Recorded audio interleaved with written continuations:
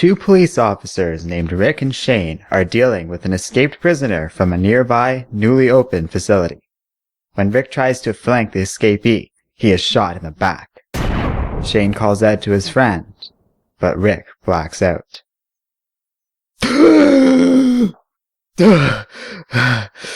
Nurse!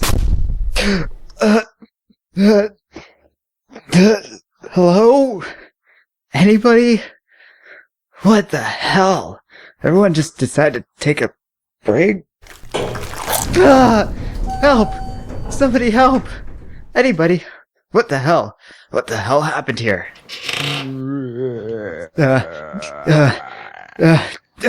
Stop! Get away from me! Can't you understand? Please! Oh, what the hell? Damn it.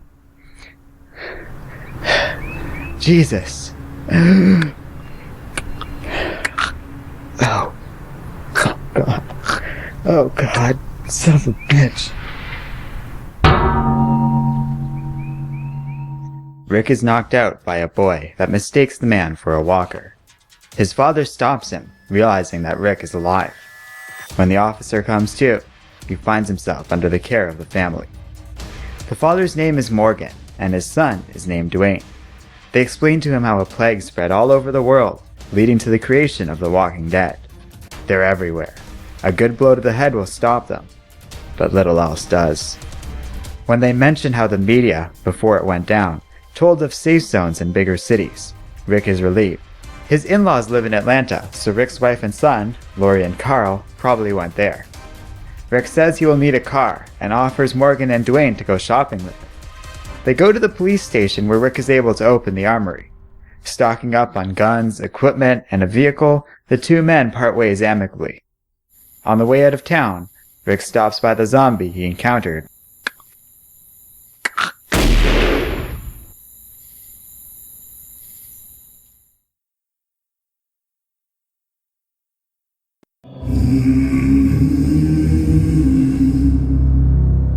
Oh, Dad, oh, Dad, oh, Dad, won't you spare me over another?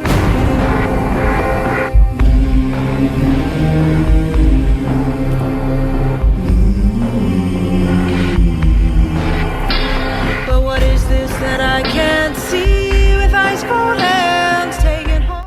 Rick travels for some time but is unable to find any gas, and is eventually forced to abandon his vehicle. He comes to a farm, only to find the family dead, having killed themselves some time ago. Still new to all of this, he vomits at the sight of them. He finds a horse in the barn and takes her out towards the city. There, he is shocked to find a horde of zombies, and not a living person in sight. Rick quickly finds himself surrounded and falls off his horse. The innocent animal is devoured alive, while Rick barely escapes with his own life.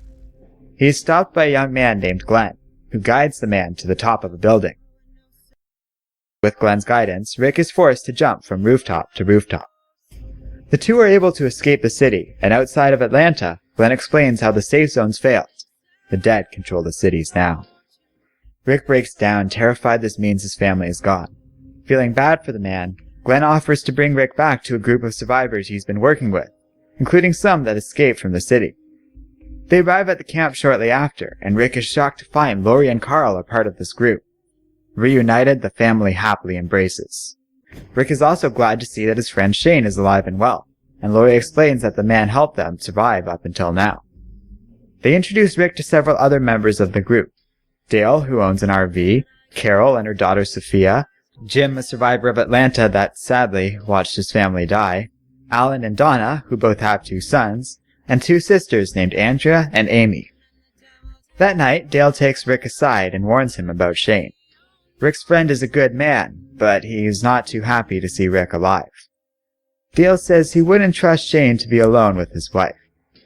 Brushing off these concerns as the rantings of a crazy old man, Rick goes out hunting with his longtime friend. While they are gone, the camp is attacked by a walker, but the group is successfully able to kill it. The following day, Rick and Glenn set out to get some guns and supplies. in spite of Laurie's protest that Rick has only been here for a short time. They come across a walker, and Rick has an idea. The zombies don't seem very smart, and he's pretty sure they operate largely based on a sense of smell. So they cut the walker into pieces and coat themselves in the resulting flesh, and though it makes Glenn sick, the plan works quite well. The two are able to enter the city without being attacked by the walkers, but on their way out, it begins to rain. With the smell washing off of them, the two begin to run, and manage to make it out alive, though Rick is very nearly bitten. Back at the camp, Laurie looks on, worried about her husband. Shane tries to comfort her, but she tells him to back off. With Rick alive, they need to stop seeing one another. Shane asks about the night they spent together earlier, and Laurie says it was all a terrible mistake, a moment of weakness born out of fear and grief. With the gun successfully brought back to camp, the two police officers begin training the survivors on how to shoot. Donna is doing quite well with this, but nobody performs better than Andrea, who seems to have quite the natural talent for it. Though Laurie doesn't want such training, Rick also gives Carl some pointers and says he can even carry a gun. He explains to his son how serious it is to carry a weapon, that it's only for an emergency, and that if he treats it like a toy, it'll be taken away. Still, Laurie is furious about the whole thing. Later, Dale, Shane, and Rick go out to chop some wood. While suggesting that the group should go, Shane gets frustrated and says Rick is spouting nonsense, and storms off. Dale comments that the man clearly has problems. That night, the various members of the camp discussed their respective histories. Dale was a salesman who had been camping with his wife when all this started. She never left the campsite. After he buried her, he set out to Atlanta, where he met Andrea and Amy along the way. Andrea, back then a legal clerk, was taking her sister back to college. Glenn used to be a pizza delivery boy, while Alan was a shoe salesman. Jim only says he used to be a mechanic and doesn't elaborate much more than that. Everyone already knows Rick's story, so they ask Carol about hers. She doesn't say much other than her husband was a car salesman who excelled at talking people into things. He convinced her to marry and stay with him, even though he did not seem to treat her well. He watched his parents die right before everything really got bad, and apparently just gave up after that. Amy gets up to go to the bathroom when she is suddenly bitten in the neck by a walker. The group is shocked to realize they are surrounded by walkers, and rally to fight them off. They are successful, but Jim is badly scratched by one of them, while Amy dies in her sister's arms during the skirmish. The loss of Amy is devastating for Andrea, and the group is left at a loss for words. As winter bears down on them, Shane becomes even more temperamental, insisting they remain camped and that any day now, the army will be rolling in. Meanwhile, Jim gets sick as an infection from the scratch sets in. He asks to be left alone outside of the city, hoping one day he'll be reunited with his family when he comes back as a walker. The group sadly obliges with the man's last wish. Later, Shane asks Rick to go hunting. Carl wants to come as well, but Rick insists the two men go alone. They need to talk. An argument breaks out between the two of them and quickly dissolves into a shouting match, and out of frustration, Shane punches Rick in the face. Laurie attacks Shane in an attempt to defend her husband, and her scorn dives Shane into shocked silence. While the rest of the group looks on in shock, Shane storms off, and Rick follows him. Laurie tearfully declares that things are never going to be normal again. They're not even normal people anymore. Concerned, Carl sneaks off. In the woods, Rick calls out to his friend, only for Shane to turn his rifle onto his pursuer. Rick is shocked and begs his friend to calm down, but Shane is clearly losing it. With tears in his eyes, he rants about how he has nothing. Shane was so desperate for a rescue, but it's clear it's not coming. He can't live without it. He thought he could. He thought Laurie would come around, and everything would be perfect. But Rick came back. He points his gun at his old friend and says this is the only way things can work. Rick begs Shane to not do this. Carl cries out, declaring Shane won't hurt his daddy again. Shane chokes as the last bit of life dies out in him, while father and son embrace. Carl tells him it's not the same when you kill the living ones, and Rick reassures him it never should be.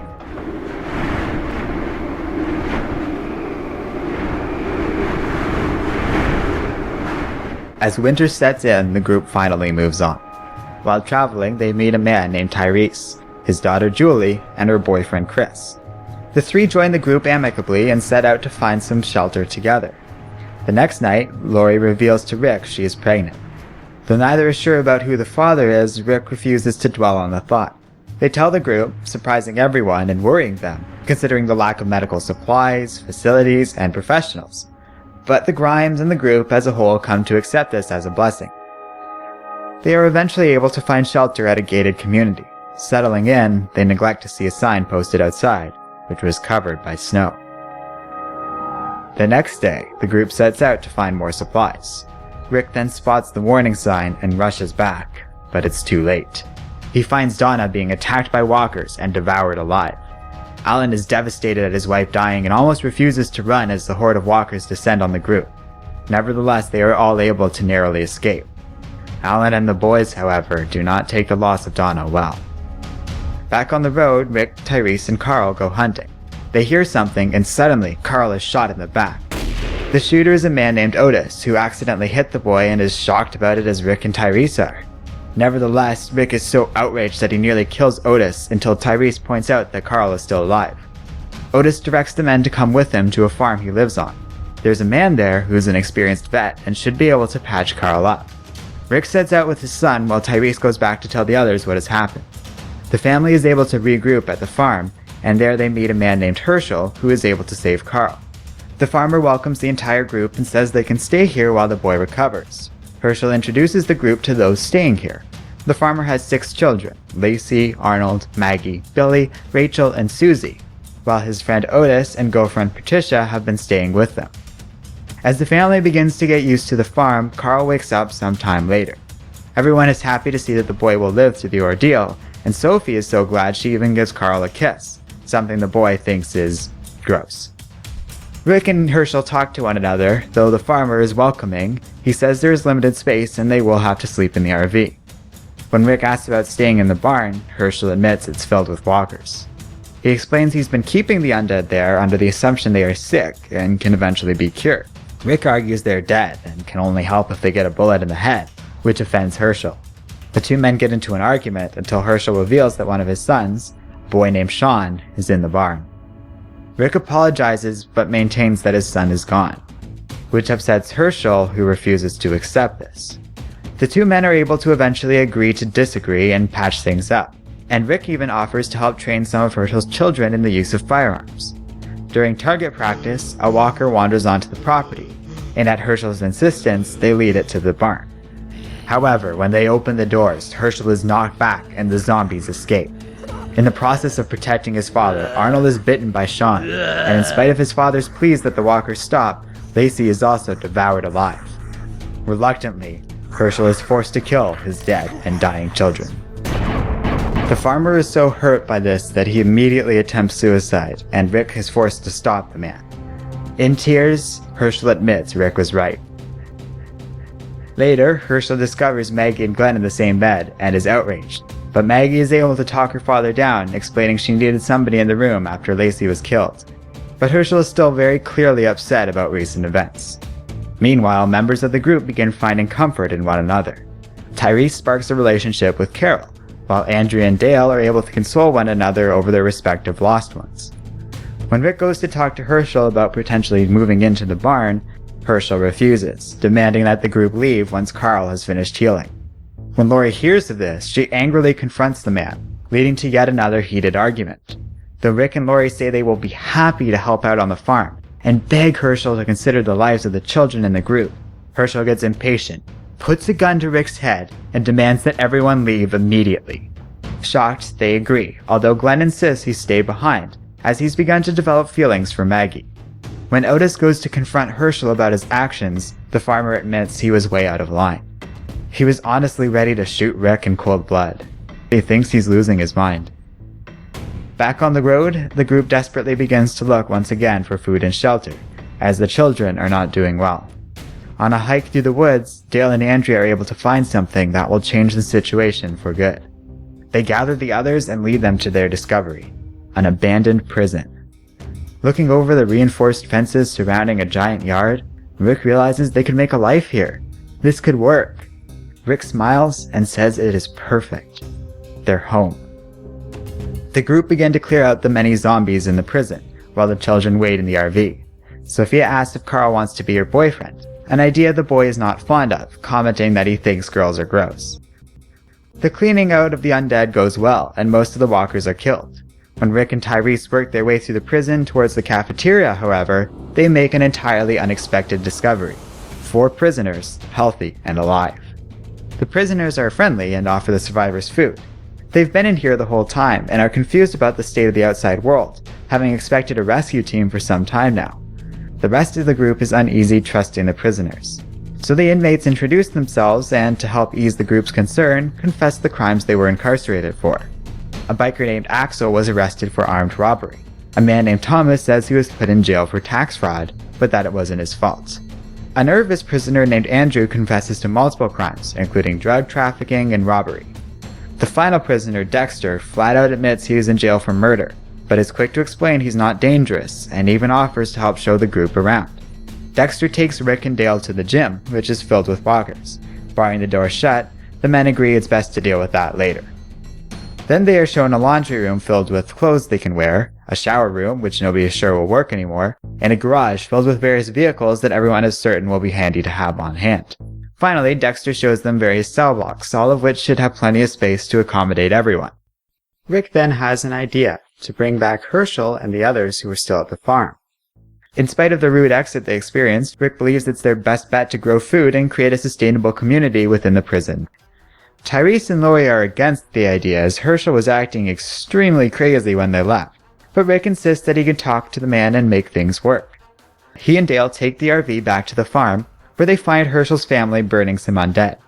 Glenn explains that the attacks on the farm have been getting worse and worse as spring is gradually setting in, speculating that the winter was slowing the walkers down. Rick tells them about the prison and invites them to join, and Herschel, who up until now has been silent ever since Rick showed up, admits the idea actually makes a lot of sense. Together, the group returns to prison, now united. Lori greets her husband irritated, claiming she doesn't want to live with hardened criminals, but Rick is much more understanding about them. He points out that they're armed and outnumber the prisoners and that they, at the very least, deserve a second chance.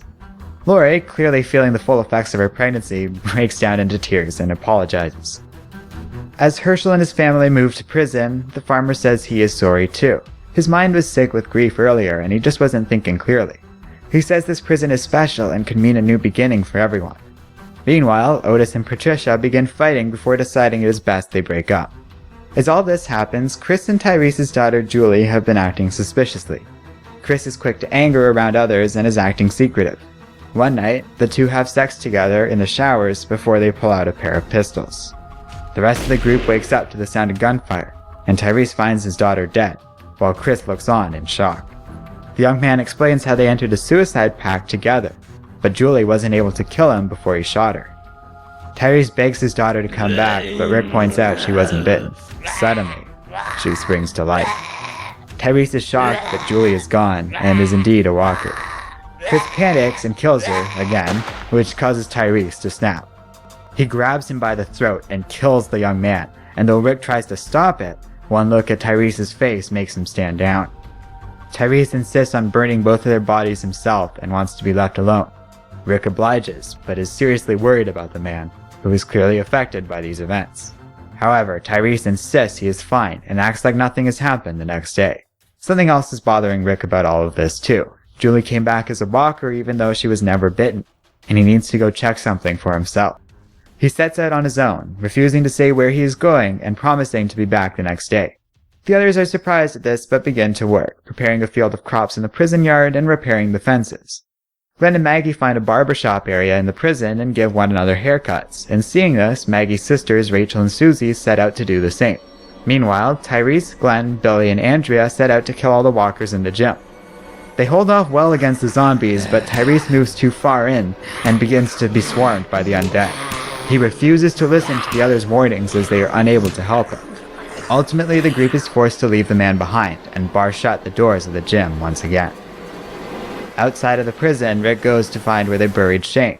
He knows they didn't bury him that deep, and his fears are confirmed when Shane emerges from the ground. Apparently, you do not need to be bitten to come back from the dead. Rick starts to talk to the undead Shane for a while, wondering what would have happened if their roles were reversed.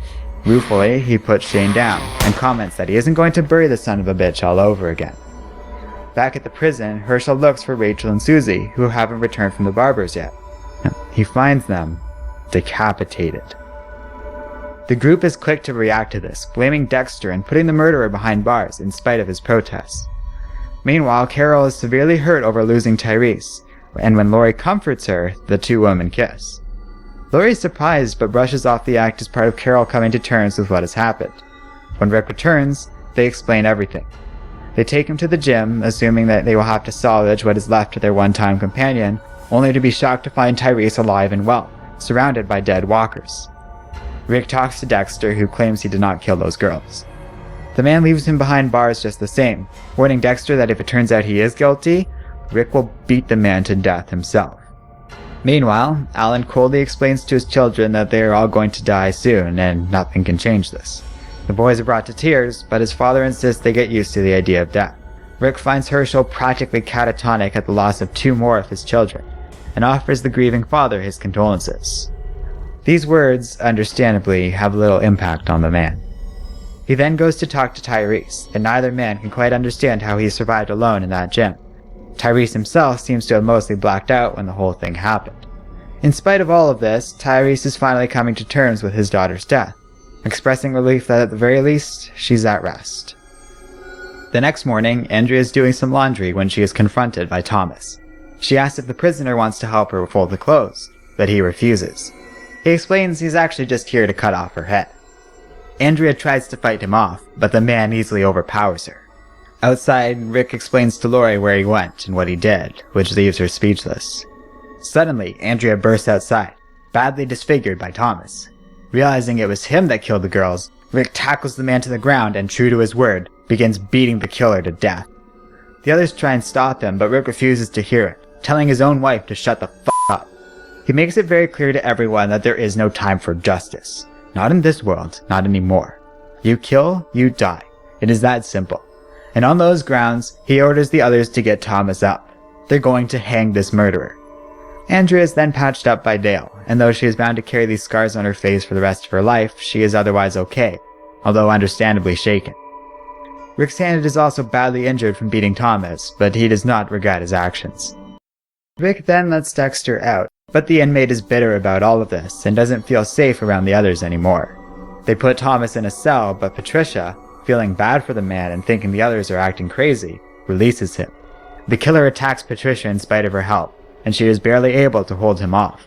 Fortunately, Maggie and Glenn arrive, and with Thomas refusing to back down, Maggie shoots the man dead, avenging her sisters.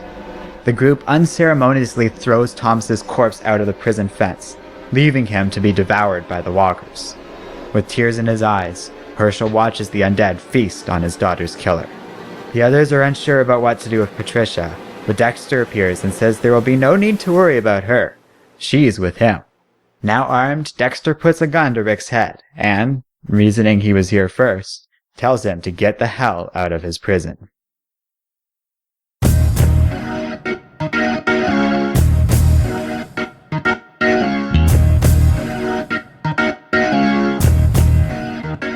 Hello and welcome to Comic Island. My name is Arden, and this is the complete story of The Walking Dead, Part 1. Now, this video has been sitting on my to-do list for some time. We haven't talked much about The Walking Dead here on Comic Island until now, but I'm finally glad to have gotten around to it. This series is going to go down as a major game changer for the comics industry. These comics have been running for years and years with astounding success. This is an independent comic that easily and regularly competes with Marvel and DC's flagship titles, and totally deserves this recognition. See, The Walking Dead is not just a solid and fun romp with zombies, it's a robust character piece that is well written and drawn with extreme competence. I like how, just like the show, the artist Charles Adard does a great job at showing the slow decay of zombies over time. This sort of detail-oriented work is a nice touch and adds a lot to the story, even if the effect is not terribly obvious. So The Walking Dead series as a whole comes highly recommended. If you're a fan of these comics but have lost interest over time, this series might be worth another look. Robert Kirkman does a pretty good job at keeping the story fresh in spite of its long-running nature, and is always pushing it in a new direction.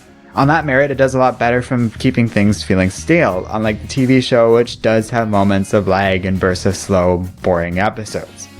But I don't hate the TV show, even now, after all these years. If anything, it's an interesting experience to see what works better in the show versus the comics and vice versa. For example, I actually think the show did a better job with Shane. In the comics, Shane is introduced as Rick's friend, but when we see him after the fall, he almost immediately chafes at Rick's appearance and very quickly tries to kill his one-time friend. For those new to the series, it's a shocking moment that signals to the reader this is a new world. A dangerous world that changes people and all too often makes them dangerous and untrustworthy. That's good and all, but I think the show did a better job at using Shane as a real character. In this show, we see a man decline into corruption and madness. He gradually goes from a caretaker of the group to an unhinged, dangerous liability. It was tragic, and I think on the whole the show did a better job at pushing the story forward because of it. We learn a little bit about the world through Shane, just like in the comics, but we also understand where he's coming from, even as a sort of antagonist in the story. It's well done and my favorite part of the first couple seasons of the show. But that's not to say the show does everything better. You might be surprised to have seen how little time the comic spends outside of Atlanta and the farm compared to how the show spent 2 full seasons on these locations. The show does explore these locations a bit more effectively because of that, but at the cost of making the second season feel much more boring compared to the content in the comics. The comics also handle the conflict surrounding Herschel and the barn much better than in the show. You get a better sense of what Herschel is doing and why. And then there's the character of Andrea. Suffice to say, the comics did a much better job at making Andrea much more useful and likable as a person. That definitely applies to Laurie too. In the show, Laurie was always a bit of a problem. She did a lot of crazy and reckless things, and though it is shown why she does it, I find it hard to relate to her decision making compared to the comics. In the comics, Laurie does still come across as a bit of a nag when it comes to how she deals with Rick, but we get a decent sense as to why. For one thing, she's pregnant and not totally thinking, but Rick's also leaving all the time and it must be frustrating. You can get a sense that she's in a lot of emotional pain and struggling with everything that's happened to her, and that makes her a better character. Events are different enough, the two media both have merit on their own. The Walking Dead is a great way to get into comics as well. If you know somebody who likes the show or just the idea of zombies but doesn't read comics, the first graphic novel makes for a great gift and is super easy to get a hold of. I've used this as a gift before and the person I gave it to really appreciated it, so there's my free bit of advice for you. Anyhow, we only cover the first 18 issues in this video here, so it's really just the tip of the iceberg when it comes to The Walking Dead. The comics have been going on far too long to cover them all in any depth in a single video, so I decided to break this into parts. It'll be easier for me to produce and lets me test the waters in terms of views. I'm not sure how much attention this video will get, but I expect people are going to be pretty excited about this one. I don't know, we'll see. If they are, if there's a push for more, then I'll happily keep going through the comics. Let me know what you think in the comment section below, and don't forget to like, subscribe, and keep reading comics.